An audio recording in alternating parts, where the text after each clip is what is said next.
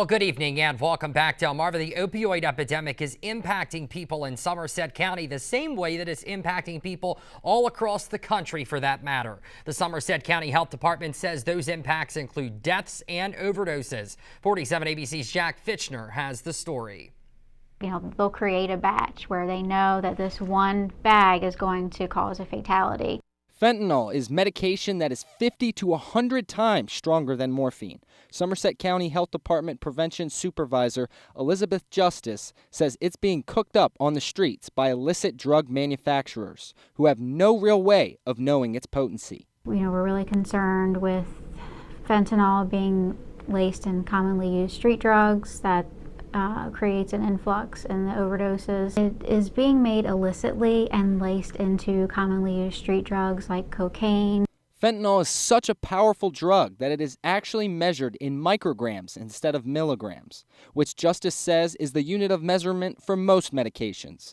Adding, an overdose might be more likely than you think. It can be just something as small as like the tip of a pencil. Cocaine and heroin are the predominant street drugs found within Somerset County, according to local law enforcement. In my meetings with our local task force, we are finding currently right now more cocaine within Somerset County. That goes in cycles. Sheriff Ronnie Howard says the influx of cocaine in the county right now is resulting in an increase in drug-related crimes. You'll have your thefts, your burglaries for people who are committing the crimes to sustain the habit of their addictions. Crime aside, the sheriff says that the officer's safety and people's well-beings are a #1 priority. That's why deputies are trained in Narcan and naloxone administration and are equipped with kits in their patrol vehicles. There's been 5 fatals, which one fatal is one too many. Yeah, and health officials also tell us that addiction has no face. In other words, anyone can suffer from the disease regardless of who they are or where they come from. And if you witness an overdose, you don't have to worry about criminal possession charges thanks to the Good Samaritan law in Maryland. Somerset County Sheriff Ronnie Howard says in the past, people have been afraid to report an overdose out of fear of consequences. Now, under that Good Samaritan law, callers reporting an overdose will not receive any criminal charges, including if they are on probation or if they even have an active warrant. Well, Wicomico County Council recently approving its budget for fiscal year 2024.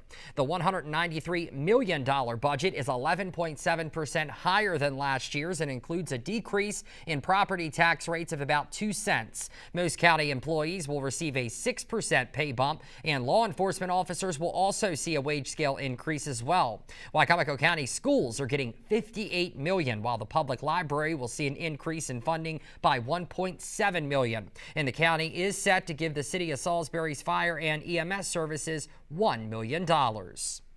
In this time and the inflation period that we're in right now, when we're able to lower taxes and we are able to put more money in not just my employees' pockets, but also in our citizens, is always a good thing. So I feel very confident going into this year, moving forward. Now, Giordano, who you just heard from, also tells us that although the county's revenue cap is a frequent topic of discussion and a source of concern, she doesn't foresee any decrease in revenue coming the county's way. And at this time, we're going to send things over to our own Chief Meteorologist, Rich Wordzik, for a look at your weekend forecast. Rich? All right, Rob, I feel like waking up here to Groundhog Day, the smoke edition. It's not snow here that we've been looking at the past several days. It's just this scene over and over again.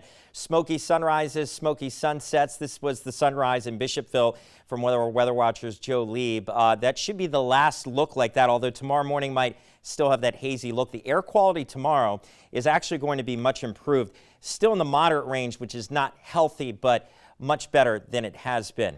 Today's high temperature 76. We're a little shy of that 81-degree average. We're going to be above that by the end of the weekend and staying slightly above it into next week. It's going to feel like summer as we're getting closer and closer to the actual start date here in a couple weeks. Morse Roofing and Siding Skycam. Very quiet evening out of Rehoboth Beach. A nice one, too.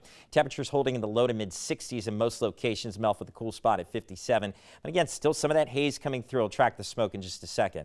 Another issue we've got going on here is the drought is starting to creep back in. Latest drought monitor showing northern Delmarva locked in the first phase of drought. The yellows indicate indicating here with the legend that's abnormally dry or onset drought conditions. Same with Accomack County.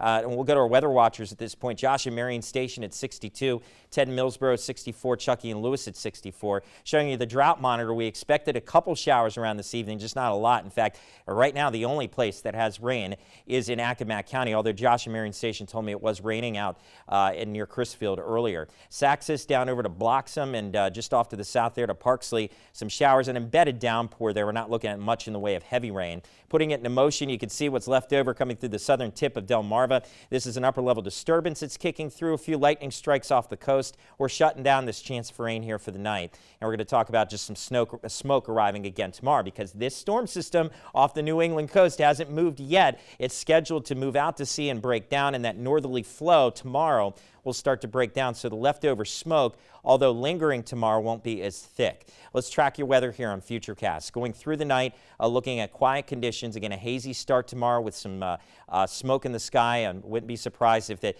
did look a little nasty there for a little bit. But overall, air quality, as I showed you, should be much improved for tomorrow. What happens into Sunday is much better. We get back into a southerly flow, and that should start to kick the smoke out. So tracking the smoke for you going through Saturday, this is what I was talking about here. There's going to be a little bit of an around at times throughout the morning into the afternoon, and it's not going to be nearly as thick as the past couple of days. But this is Saturday afternoon and evening. This southerly breeze will kick the last batch of smoke up north and out of the area, and we're going to be done talking about that. And with the southerly flow, we can start talking about humidity. I know we're trading in one problem for another, but I think the humidity is certainly something to be expected and a little less dangerous to be outside in. 55 to 59 tonight. Again, hazy skies are done with the rain tomorrow. Outside of a little bit of smoke here or there, should be a nice day overall. Yellow pause only because, again, the air quality is not going to be great, but much improved. We're going to be into the 80s there for the afternoon. Here's your 7-day forecast. Close to 90 on Sunday, throwing in a little humidity. Heat index might feel like the low and mid 90s in a few spots.